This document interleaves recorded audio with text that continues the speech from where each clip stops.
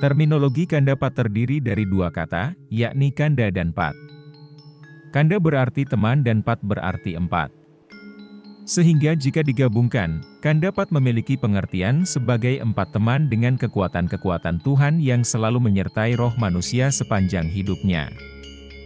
Kanda pat terdiri dari getih, darah, lamas, lemak kulit tali pusar, yehnyom, air ketuban, dan ari-ari, plasenta. Keempat unsur ini sudah ada sejak dalam kandungan, membentuk dan mendukung manusia agar bisa dilahirkan ke dunia dengan selamat. Nantinya saat manusia meninggal, maka unsur-unsur ini akan melebur juga dan kembali ke tempat asalnya. Unsur-unsur kanda pat. Bagi umat Hindu, penting untuk melakukan persembahan untuk keempat teman yang lahir bersamanya.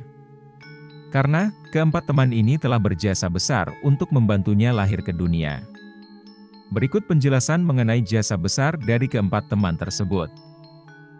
Yehnyom, air ketuban. Air ketuban sangatlah berfungsi bagi janin dalam kandungan sejak kehamilan berusia 3 bulan. Fungsinya antara lain menjaga janin agar tumbuh dengan sempurna, menjauhkan janin dari zat-zat berbahaya yang dapat melekat, menjaga agar janin tidak tertekan oleh tali pusar, dan sebagai pelindung jika terjadi goncangan dari luar. Saat bayi lahir, ketuban ini akan pecah dan menjadi pelumas agar bayi dapat keluar dari tubuh sang ibu. Maka dari itu, air ketuban ini disebut sebagai pembuka jalan dari kelahiran bayi. Getih, darah. Darah juga mempunyai peran yang besar utamanya untuk mengangkut zat-zat makanan ke tubuh janin yang ada di dalam kandungan.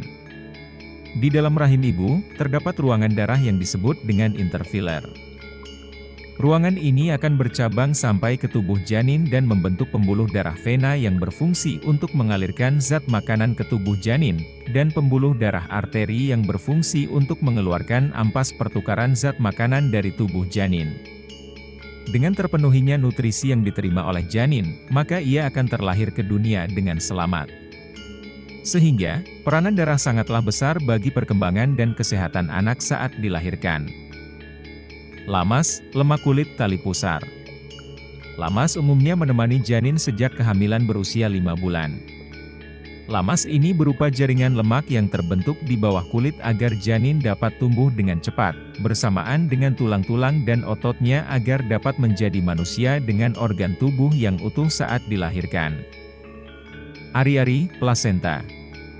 Terakhir dan tidak kalah pentingnya adalah ari-ari yang merupakan tabung kehidupan yang menghubungkan cabang bayi dengan induknya.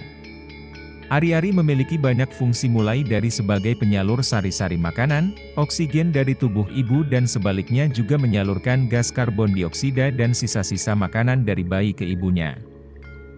Dilansir dari situs babadbali.com, saat manusia meninggal dunia ari-ari akan menjelma menjadi sang suratman yang memiliki tugas untuk mencatat seluruh pengalaman hidup yang dimiliki oleh manusia dan sejauh mana atman, roh, manusia terpengaruh dengan hal-hal yang bersifat duniawi.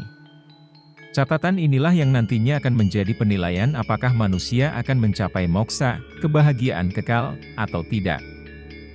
Dilihat dari peranannya yang sangat signifikan untuk kelahiran bayi, keempat unsur yang menemani janin sejak dalam kandungan ini tidak boleh dilupakan.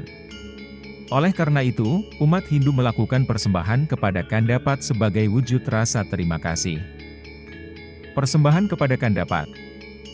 Beberapa persembahan yang dilakukan oleh umat Hindu sebagai bentuk ucapan terima kasih terhadap kanda pat antara lain. Dibuatkannya pelangkiran di atas tempat tidur sebagai tempat sang kanda pat berstana. Pelangkiran ini berisikan simbol-simbol Tuhan yang terdiri dari daksina lingga, daksina dengan kain putih kuning, dan dihaturkan dengan pejati. Setiap bulan purnama, daksina ini harus diganti. Menghaturkan banten saiban sebelum makan. Berpamitan dengan sang kanda pat sebelum bepergian dan tidak lupa membawa oleh-oleh berupa makanan sekedarnya saja sebagai tanda kita selalu ingat dengan mereka. Sembahyang sebelum tidur agar kanda pat menjaga dan tidak mengganggu selama kita tidur. Persembahan ini juga dilakukan sebagai pengingat bahwa sepanjang hidup mereka yang akan selalu menemani manusia. Jika dilupakan, maka beberapa dampak negatif yang dapat menimpa manusia adalah tidak lagi dijaga dan dihiraukan oleh kandapat, mudah sakit, tidak tenang, hampa, dan selalu merasa dimusuhi. Segala aura negatif akan mudah untuk merasuki jiwa manusia karena tidak lagi dijaga oleh kandapat. Oleh karena itu, persembahan tersebut harus dilakukan sebagai upaya pendekatan terhadap teman seumur hidup yang kita miliki, yakni sang kandapat.